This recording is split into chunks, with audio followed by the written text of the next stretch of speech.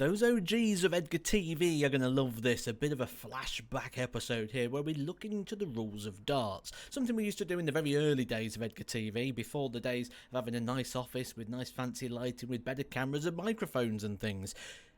A rules video. An interesting video, because this one is one where darts rules lets itself down. It's open to interpretation. This is the shot we are talking about, one that's doing the rounds at the moment on X, formerly known as Twitter, where you can catch me at the Edgar 501. You will see that actually we have two darts in the treble 20 and a point. And the question here is, what is the score? Is this 120? Is this 180? Now, the reason why it is so debatable is for two reasons. Because there are two rules that you can apply to this situation. Some will say the point is touching. Some will say that is not a dart. That is a point. Now, in the old rules of darts, a dart used to have to be made up of a minimum of 3 parts. That rule has since been rewritten.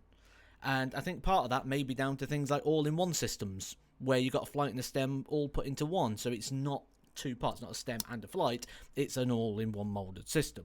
So now it suggests a dart needs to be made up, or the player should provide their own, with a maximum length of 200mm, nor should the weight be more than 40 grams. Used to be 50 grams, it's now 40 grams. Those people who throw with 46-gram darts have been done over. You've just lost 10 grams on your darts. Shall consist of a metal point, that's there, and a minimum of a barrel, stem, and a flight. There's no barrel, there's no stem and a flight. So this does not class as a dart, which means, should it class as a scoring point? Which seems a great opportunity for me to get my mission darts in here, 21, 23, and 25 grams, available right now. Look at those beauties. That's a dart. And I'm using some different flights at the moment, trying these little slim babies out. But that's what we call a dart. Does that. Now, that leads me to think this is 120. But I have been deep diving, have been digging a little bit deeper. Because I've heard the arguments out there that people suggest, well, if a flight comes off the dart, if you're using the old system, I probably should have had all this ready. If you're using the old system and the flight comes out, that no longer hits the requirement of what the rules suggest a dart is. But 2 wrongs do not make a right. Just because we don't call that doesn't mean that we should apply that in every situation, surely. Deeper in the rules is where we get a little bit more confused. Take a look at this. A dart shall only score if the point of the dart remains in or touches the face of the dartboard. Having been called is retrieved from the face of the dartboard by the player retrieving. 642.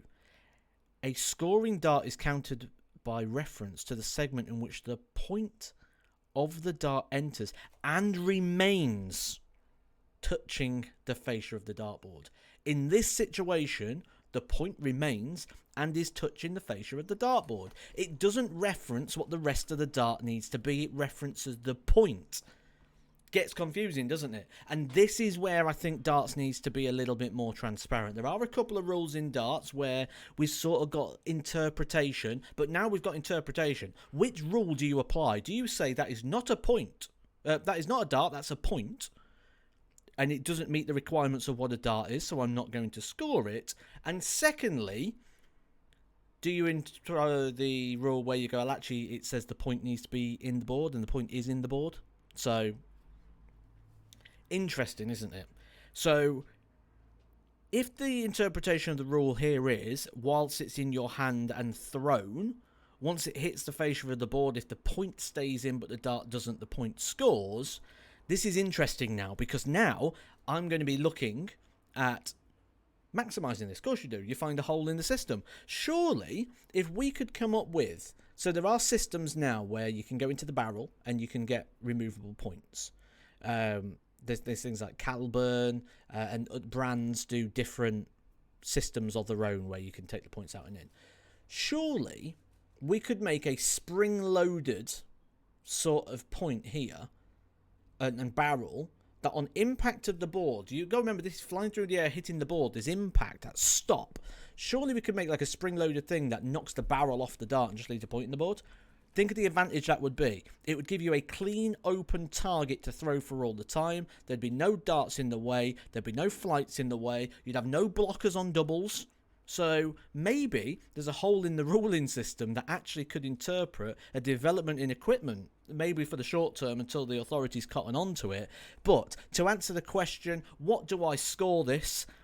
I used to be in the camp of this being scored as a no score, 120, because it doesn't make up a dart. But the interpretation of ruling 6.41 and 6.42 would suggest that actually that overrides that rule, because it doesn't reference anything but the point remaining in the face of the board. So for me, I'm going 180. I'm calling a 180 on this.